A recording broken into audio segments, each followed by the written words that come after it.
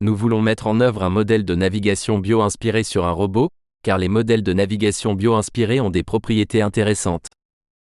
Ils montrent une grande tolérance à la dérive, qui est un problème que l'on rencontre souvent. Ils permettent aussi une navigation par graphe, ce qui rend la navigation plus légère.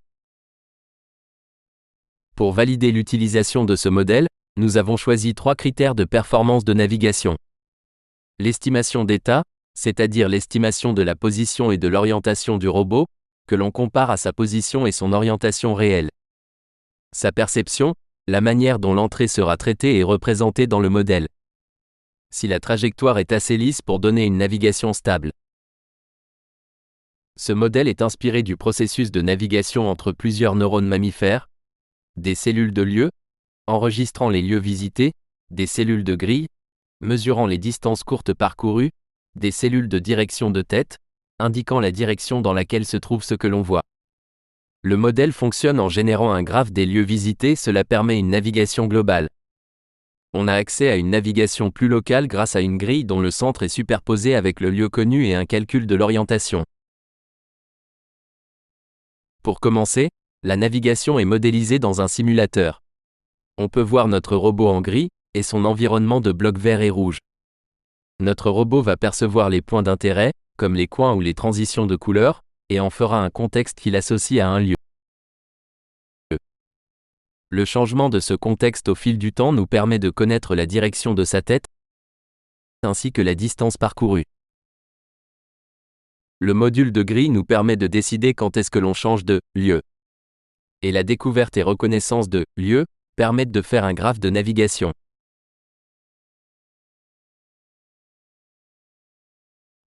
Trois séries de tests ont été effectuées. La première série est composée de trajectoires linéaires. En regardant les critères choisis, on peut voir que la perception fonctionne, que l'estimation est bonne, et, comme elle est linéaire, la trajectoire est lisse. La deuxième série teste des trajectoires avec une rotation, les résultats sont similairement corrects.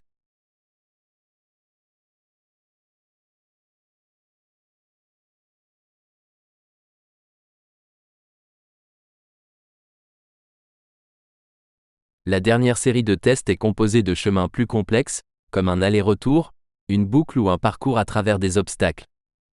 On peut voir que la trajectoire est plutôt lisse, et que la perception et l'estimation sont toutes deux correctes. Une fois les tests de simulation terminés, des tests avec une caméra stéréoscopique posée sur un chariot seront effectués. Ce seront les mêmes séries de tests que ceux faits en simulation. Cela permet de vérifier que la perception fonctionne en situation réelle avant l'estimation d'état. On ne voudrait pas que le robot se bute dans quelqu'un sans l'avoir vu.